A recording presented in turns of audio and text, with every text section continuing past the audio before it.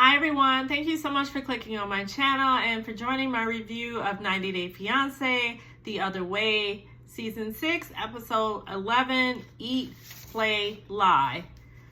So this episode opens with Dempsey and Statler with kind of a continuation of the same argument about not trusting each other. And mainly that's Statler not trusting Dempsey. So Statler starts explaining why she has a hard time trusting it in general. She said that there is a nagging voice in her head saying every time you trust a person, they let you down. Every relationship, she's always waiting for someone to lie or not mean what they say, and you know, it lets her down in some way. So Dempsey says, you know, she understands what Statler is saying and her concerns, you know, but Dempsey said it still hurts. She really has no reason to lie to her. She knows that Statler has trust issues, so she's willing to continue to be patient with Statler because she says she has a good heart. And she knows she has a good heart. So Dempsey tells Statler, you know, that she has a surprise for her. And Statler's response was, does it have eyes? And Dempsey says, yes, it does have eyes. And Statler was hoping it was to pet a cat. But, you know, it ended up being a beekeeping experience. Because Dempsey says that Statler loves bees. And so Statler hears it and she's super excited. And she really didn't see that coming. So the beekeeper gives them their outfits to wear and the experience begins. I thought that was really nice of Dempsey. It also was thoughtful of Dempsey. She definitely has a lot of patience when it comes to Statler and dealing with her and all of her many issues. So, you know, most of us know, if you've been watching the season since they came out, that Statler was adopted. And so, you know, I understand that comes with, you know, abandonment and some trust issues. And, you know, I understand where she's coming from, but I do feel like she needs to get some therapy or counseling because, you know, every season we hear the same story. She has almost this victim mentality. A lot of people have had hardships, you know, that kind of comes, that pretty much comes with life sometimes. But you have to get, you know, some help so that you can, at some point, you know, get unstuck. Because to me, there's only so much Dempsey can do, or that she's willing to handle when it comes to Statler. Next, we see them leave the bee experience, and they are going to be taking a ferry to France. And Statler hears it, and she is just like complaining. She hates taking boats, and I mean, she talked about how she's gonna throw up. She started having the anxieties. She got on my nerves, and I know she got on Statler's or Dempsey's nerves. I was just like, oh my goodness. I could not travel with her anywhere unless she was on medication. And I'm really surprised that Dempsey has dealt with her so long. Like I said, Dempsey is pretty patient. I cannot be that patient. Not that patient. Like, she's ruining the whole, you know, adventure and the whole experience of, you know, living in the van and doing all this traveling. Like, oh my goodness. You know, they do have therapy sessions that you can do online, so she can do them also while she's traveling as well. But we'll see how this goes. But at the end of the day, we see Dempsey like move away from her and sit somewhere else. She's sick of hearing her. We're all sick of hearing her. I know I am. And you know, the story is just old. I don't know I hope the producers are not putting her up to it. But you know, I only speak on what we see in the episode. So If it's fake, oh well, it's fake. I don't know. I'm just reporting on, what we see in the episode. So hopefully for Dempsey's sake, it is fake. Because if it isn't, I don't know how she's dealt with her this long. So there's not that much love in the world. So anyways, next up is Sarper and Shekinah. Ugh. I really don't feel like they have that much of a storyline. I'm really sick of talking about them. They just don't have a storyline. Their story is just boring. So anyways, I digress. We see Shekinah on her way to speak with Sarper about the incident that happened on their birthdays.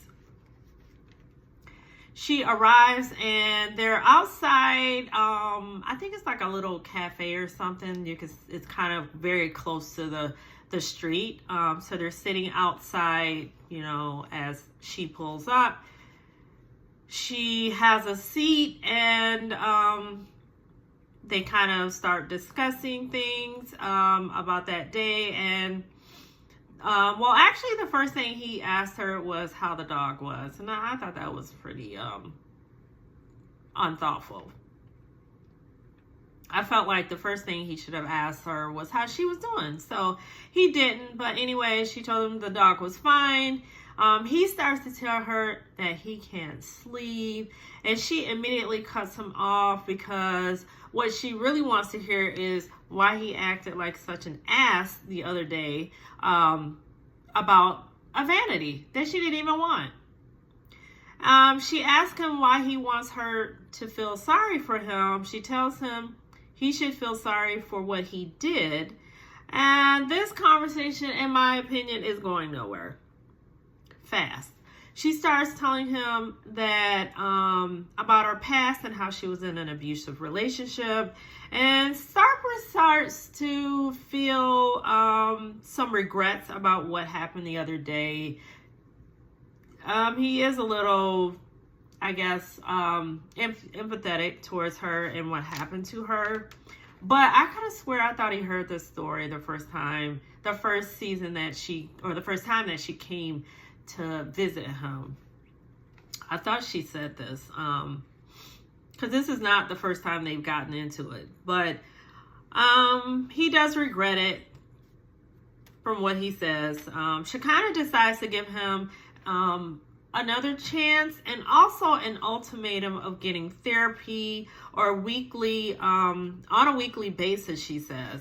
And she says she's not returning to his place until she sees that he's changed. And surprisingly, he agrees. I didn't think he was going to agree to the counseling sessions, but he has.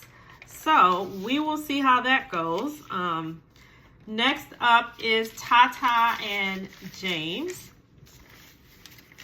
It looks like James is not feeling well, so Tata is giving him a traditional coin massage using a coin and oil.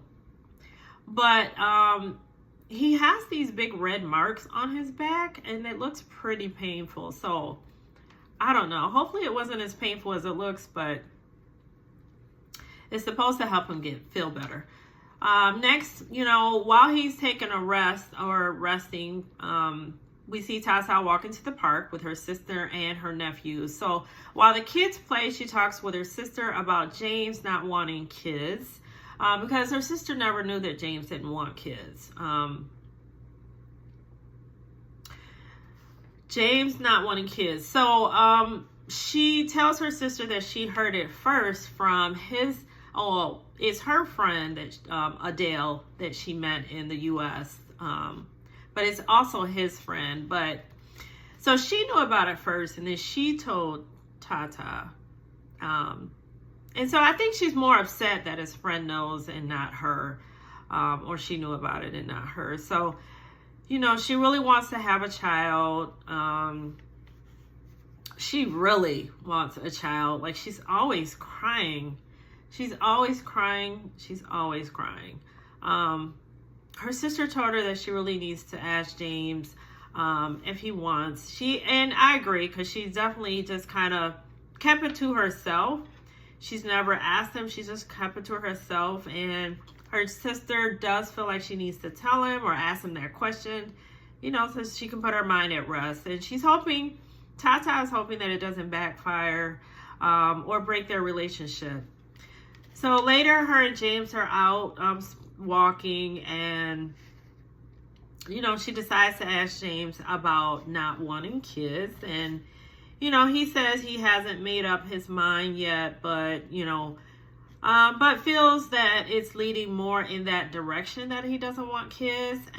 James just feels like the world is just a very toxic place. There's just so many wars everywhere, and he's just not sure if he wants to have kids right now in this place. And Tata immediately starts crying again. It's just gonna hurt her soul if she doesn't have kids. Hopefully eventually he'll give in though. But Tata feels that having kids will make their relationship stronger. But I mean, honestly, I'm sure she's not on birth control, and I'm sure he doesn't have a vasectomy. So, I mean, if they're not taking the necessary precautions, then it will happen. But whether he wants them or not. So, but as far as Tata feeling like having kids will make their relationship stronger, I totally disagree with that. I do not think that that will make their relationship stronger. If anything, you know, because James is more concerned about making sure that he can take care of them now, and he doesn't feel like he can because he doesn't have a job. And I agree. He is, you know, I like the way that he thinks, and he really should be waiting. So until at least he's stable, you know, or at least has a job and they have their own place to stay. Because who wants to have a baby in their mom's house and then have no place to stay and also have to stay with the parents? So he doesn't want that. So I'm definitely Team James. So we'll see. We'll continue to monitor that. And last up, we have Joanne and Sean. We really don't see a lot about Joanne and Sean. They are waking up the next morning together. They did not sleep in the same room. Sean slept on the couch and Joanne slept in one of the bedrooms. Sean said that his place was too small, so he rented a house in the country so that they would all have their own rooms and their own space.